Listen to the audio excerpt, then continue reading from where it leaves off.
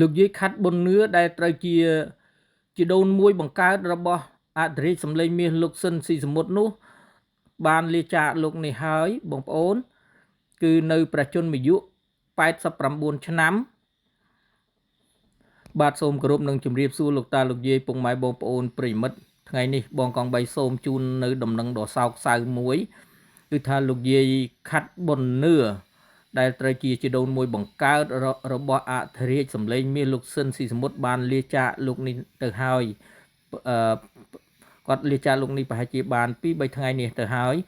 ក៏ប៉ុន្តែសាកសោរបស់គាត់តម្កល់រហូតដល់ថ្ងៃពុធបាទបានបូជាបាទហើយនេះគឺคลิปវីដេអូកន្លងទៅដែលខ្ញុំបាទបងកង3ស្ទឹងត្រែងជាមួយនឹងលោកប៊ឺតសម្រាប់ជាកូនរបស់លោកតាស៊ិនស៊ីមុតបានមកសួរសុខទុក្ខលោកយាយបាទហើយទិញ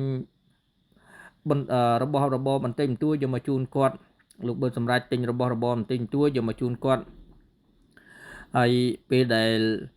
លោកយាយដឹងថាលោកប៊ឺតសម្រាប់ជាកូនរបស់លោកតាស៊ិនស៊ីសមុទ្រនោះនិយាយពីសបាយ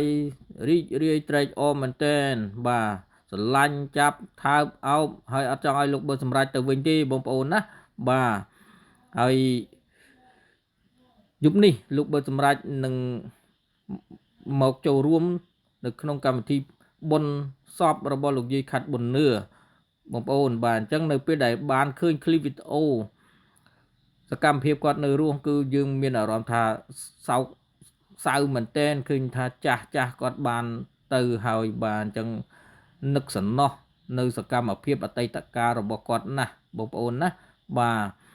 ហើយនេះគឺសកម្មភាពកន្លងទៅខ្ញុំនឹងលោកប៊ឺតសម្រាប់មកសួរសុខទុក្ខគាត់បងប្អូនបាទអញ្ចឹងបងកង3ខេត្តស្ទឹងត្រែងព្រំដែនឡាវសូមជូនដំណឹងប៉ុណ្ណេះបងប្អូនណាបាទតែឥឡូវនេះសូមអញ្ជើញលោកតាលោកយាយពុកម៉ែបងប្អូនប្រិយមិត្តមកតាមដានទស្សនានៅคลิปវីដេអូ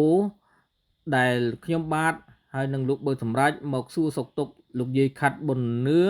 ដែលកាលគាត់នៅរស់បាទសូមអញ្ជើញទស្សនាដូចតទៅបាទ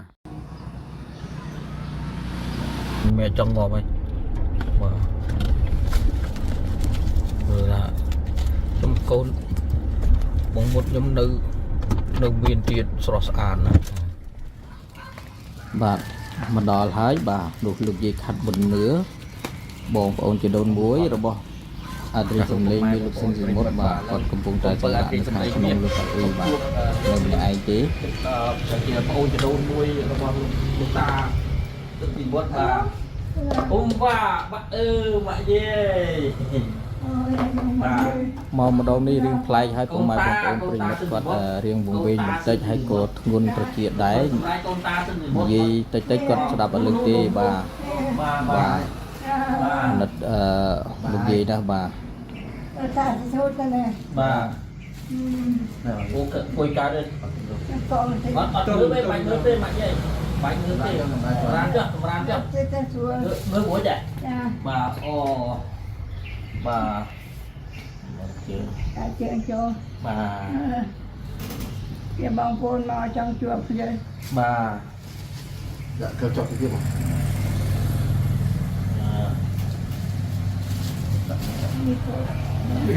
បាទនេះប៉ាខំហេតុគាត់មកលេងមកអើបាទចាអរគុណប៉ាម៉ានប៉ាម៉ានណាម៉ាយីប៉ាម៉ានណាអាយុឆ្នាំហ្នឹងម៉ាអាយុម៉ានអាយុបាទ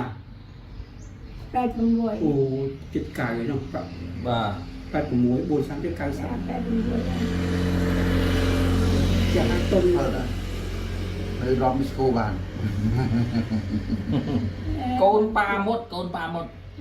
បាទជួបបាទជួបមកម៉ាដងហើយមកជួបម៉ាហ្នឹងយកបីមកម៉ាហ្នឹងបាទឥឡូវ3 4នាក់ឥឡូវនេះលោកបើសម្រាប់គាត់ទិញអានេះយកមកជូនម៉ាបាទទឹកជាកាមបាទនេះសាមីកម្លាំងតាទឹកមានកម្លាំងមកខ្ញុំជូនបុណ្យហើយណាជូនបុណ្យឲ្យចាទូជូនបុណ្យជូនដល់កូនស្លាប់ដល់ហើយ จะได้พัฒนาแล้วก็นะ บ้านทางด้าน ให้มันขาเรียกพอจะเป็นเปลี่ยน บ้าน จับแนงแทงมงโกเสียงโคโจเมนตอนนี้ครับเทพราเต็มเทพราจะเอาไปบริการแล้วเนี่ยจะกดเทียนเพียนนอนเพียนเนี่ยกูเก็บแก่ทำของทำเนี่ยที่เราเพียนจะคงจับสังเกต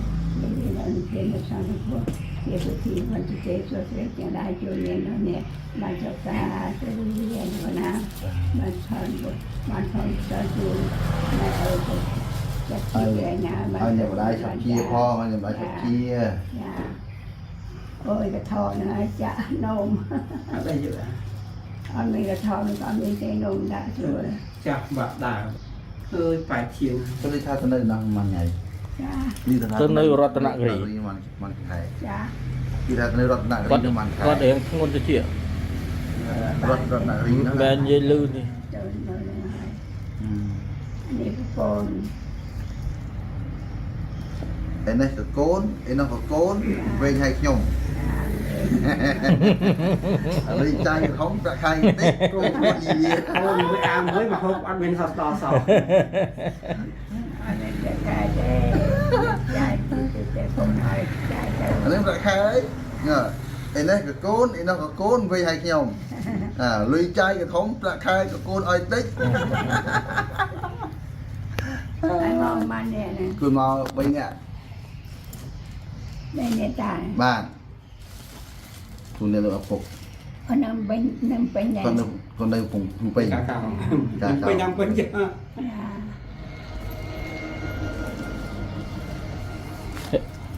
អុចលើកងើបត់ជើងពីណាអ្នក จ้า ពីណាអ្នកលើកម៉ាក់ โกน កូន โกน ចឹង โกนเลยอ้อย ตัวหน้าเอาไว้ตัวหน้าเอาไว้ เต อ้วน ๋ อ้วน เต๋โอซี បាទ เป็นลูกโดย นี่น้ำนี่นะเจ๊ใจมันก็ยังไม่ไอ้เนี่ยเจ๊ก็ បាទ อันตอนมอจะติเกียบมันมอ អាណិតគាត់ណាពុកម៉ែអើយបាទមកម្ដងនេះគាត់រៀងប្លែកជាងមុនរៀងបាត់ការចងចាំបន្ Dạ តិច คุณไอ้ បាទធម្មតាមនុស្សយើងបាទជុំមកហ៎ដងកាំមុនអូមកស្មារតីគាត់ធ្លាប់មកជួបមកមុនអូ តែកើតចាស់ឈឺស្លាប់ធ្វើមិនជីវិតធម្មជាតិបង្កើតមនុស្សលោកយើងមក